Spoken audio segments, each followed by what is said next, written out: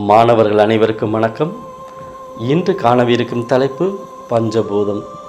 அதாவது மிகவும் அழகான அருமையான ஒரு விளக்கம்தான் பஞ்சபூத தத்துவம்.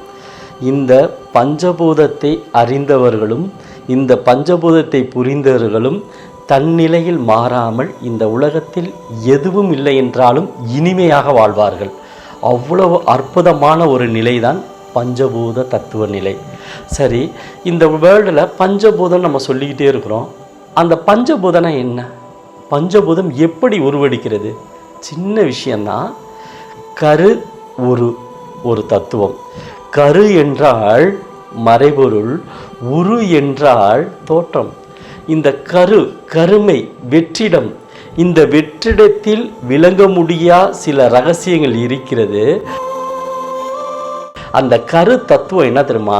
தன் தரம் பிரித்து தன் உண்மைத்தன்மை வெளிக்கொணர்வதற்காக இந்த பிரபஞ்சத்தில் பஞ்சபூதங்களாக உருமாறுகிறது. அப்போ அங்கேயும் நம்ம அறிவியல் ரீதியாக விளக்க முடியாது, உணரதான் முடியும். இதுதான் பிரபஞ்சத்தின் ரகசியம், பஞ்சபூதத்தின் அடிப்படை. சரி, அப்போ இந்த பிரபஞ்சத்தில் பஞ்சபூதங்களுக்கும் மருத்துவத்திற்கும் என்ன தொடர்பு? நல்லா ஆழ்ந்து கவனிங்கள். இந்த பஞ்சபூதத்திற்கும் மருத்துவத்திற்கும் என்ன தொடர்பு? மிக அருமையான ஒரு விஷயம். பஞ்சபூதங்கள் இல்லாமல் எந்த ஒரு மருத்துவத்தையும் கையாள முடியாது. அதாவது அக்குபஞ்சர் தத்துவத்தில் மட்டும் கிடையாது, ஆழ்ந்து சிந்தித்தால் அனைத்து மருத்துவத்திலுமே இந்த பஞ்சபூத தத்துவம் உள்ளே இருக்கும். அதாவது இந்த பிரபஞ்சத்தில் ஏன் பஞ்சபூதத்தை கண்டுணர்ந்து மருத்துவம் செல்கிறது என்றால், அண்டத்தில் உள்ளதே பிண்டம், பிண்டத்தில் உள்ளதே அண்டம். இந்த நல்ல கவனிங்க. அண்டம் பிண்டம் என்று தனியாக ஒரு விஷயம் கிடையாது. அண்டத்தில், இந்த அண்டத்தில் உள்ளது பிண்டம் கிடையாது, அண்டத்தில் உள்ளதே. அந்த அண்டத்துக்குள்ள உணர்வாக உள்ளது பிண்டம், இந்த பிண்டத்திற்குள்ள உணர்வாக இருக்கிறது அண்டம். இரண்டும் ஒன்றே, அதை தனியாக பிரித்து பார்க்க இயலாது. ஆகவே அண்டம் பிண்டம் இரண்டும் ஒன்றெனில் இதை இயக்குவது பஞ்சபூதங்கள். சரி, இந்த பஞ்சபூதத்திற்கும் நம் உடலுக்கும் என்ன தொடர்பு? இதுதான் இந்த மருத்துவ படிப்பு, இந்த அக்குபஞ்சர் மருத்துவ படிப்பு. சரி, பஞ்சபூதங்கள் நெருப்பு, நிலம், காற்று, நீர், ஆகாயம். இந்த ஐந்தும் பஞ்சபூதங்களாகும். இந்த ஐந்தும் எங்கே இருக்கு? அண்டத்தில் உள்ளது. அண்டத்தில் உள்ளதுதான், அண்டத்தில் உள்ளதே பிண்டம், அண்டத்தில் உள்ளதே பிண்டம். அப்ப இந்த ஐந்து பஞ்சபூதங்களை உள்வாங்கி உயிர் வாழ்கிறது நமது 12 உறுப்புகள். அந்த 12 உறுப்புகளும் நெருப்பாகவும், நிலமாகவும், காற்றாகவும், நீராகவும், ஆகாயமாக பிரித்து இந்த உறுப்புகளை கணக்கில் கொண்டு இந்த மருத்துவம் இயங்குகிறது.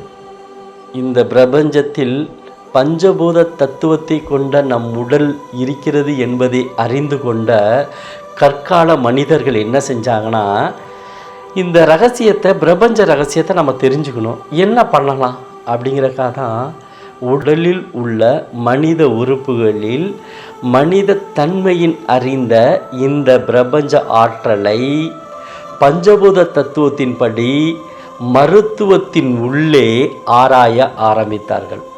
அதாவது கற்கால நூல்களெல்லாம் பார்த்தோம்னா, மனித உடலை பற்றி அறிந்திருந்தால் அதில் பிரபஞ்ச ரகசியம் இருக்கும். பிரபஞ்ச ரகசியத்தை ஆராயும் பொழுதுதான் மனித உடலில் ஆன்மீக சக்தியையும் அறிந்தார்கள். அதனால தான் அந்த கால நூல்களை எடுத்து ஆராய்ந்தால் ஆன்மீகத்தில் மருத்துவம் இருக்கும், மருத்துவ நூல்களில் ஆன்மீகம் பின்னி பிசைந்து இருக்கும்.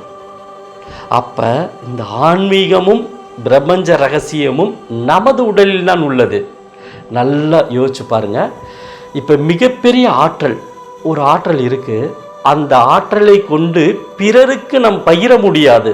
அந்த ஆற்றல் உனக்குத்தான் பயன்படும். ஆற்றலை பகிரவோ ஆற்றலோ அள்ளியோ தர இயலாது. இந்த பிரபஞ்ச ரகசியத்தின்படி, பஞ்சபூத தத்துவத்தின்படி இந்த ஆன்மீக தத்துவம் என்ன சொல்கிறது என்றால், உடலில் இந்த ஆற்றலை, உனக்குள் ஒரு ஆற்றல் இருந்தால் உனக்கு மட்டும்தான் இவ்வுலகத்தில் இந்த ரகசியத்தை ஆராய பயன்படுமே ஒழிய மற்றவர்களுக்கு பகிர முடியாது.